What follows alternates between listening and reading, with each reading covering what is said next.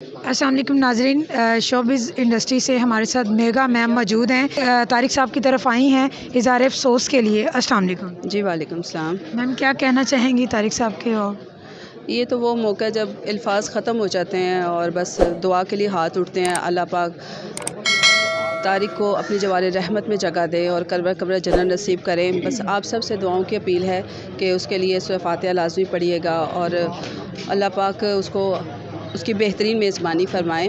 बहुत अच्छे इंसान थे, बहुत शफ़ीक, और एज़ एन आर्टिस्ट तो आप सब जानते हैं कि वो एक आला पाए के फ़नकार थे। और ऑन स्टेज तो आप सब जानते हैं, लेकिन ऑफ स्क्रीन हम उसको जानते हैं। वो बहुत ही शफ़ीक इंसान था और एहसासमंद दर्द रखने वाला एक दिल था उसमें, जो हर किसी के लिए वो कुछ ना कुछ करने के जस्तजू में रहता था। किसी की शादी हो या किसी घर को दुख हो तो बढ़ चढ़ कर वो इस चीज़ में हिस्सा लेते थे।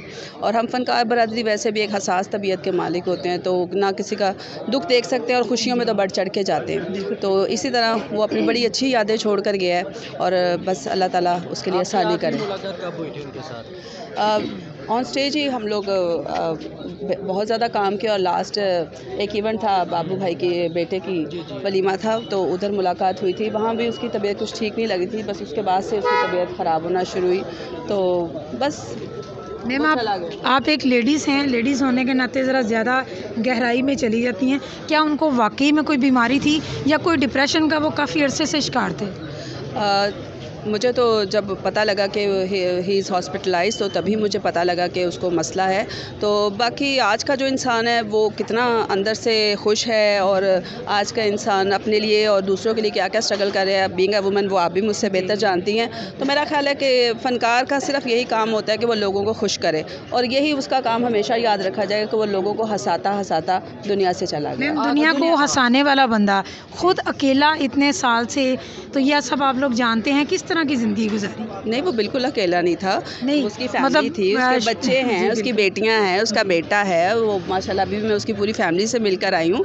और बल्कि फ़नकार जो है वो जितने उसके कोलीग्स होते हैं और जो उसके फ़ैन्स होते हैं, वो तो उनको भी अपनी फैमिली समझ लेता है। जी, तो इस वजह से वो तो बड़ा एक शानदार ज़िंदगी गुजार कर गया है, और हर किसी की खुशी गमी में जिस तरह वो बढ़ चढ़ के हिस्सा लेता था, ये एक बहुत बड़ा सबक है नए आने वालों के लिए कि किस तरह से वो सबको वो फीलिंग देता था कि मैं तुम्हारा अपना हूँ। वो हर एक के दुख सुख में साथ खड़ा रहने वाला इंसान था। मुझे याद है कि जब मेरी वालदा की डेथ हुई तो सबसे पहले मेरे घर में जो आमद हुई थी फ़नकार बरादरी में से, वो तारिक टैडी था जो मेरे घर पर आया था। तो इसी बात से आप अंदाज़ा लगा सकते हैं कि वो कितना मिलनसार और कितना मतलब प्यार करने वाला इंसान था। तो इसलिए वो अकेला बिल्कुल नहीं गया, और मुझे पूरी उम्मीद है कि वो मेरे मालिक के घर भी जाके अकेला नहीं होगा। अल्लाह ताला और सब लोग वहाँ पर जो मौजूद हैं आलमे रह में, वो सब की बहुत अच्छी मेज़बानी फरमा रहे होंगे। मैम, ये बताइएगा कि तारिक टैडी साहब के इंडस्ट्री में दूसरा देखती हैं?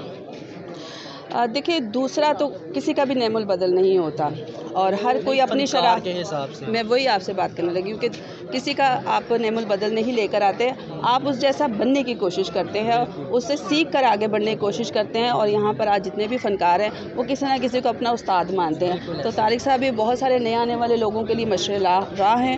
वो लोग उनसे काम सीखेंगे और आगे, जैसे उसने काम को कॉमेडी में एक नई जिद्दत पैदा की, कॉमेडी स्टेज को एक नया रंग दिया, तो मेरा ख्याल है कि ये बहुत हमारे आने वाले लोगों के लिए एक बहुत बड़ी मिसाल होगी। आखिरी जुमला तारिक टैडी साहब को। Tariq, you will be missed for ever. Thank you. Thank you sir, thank you.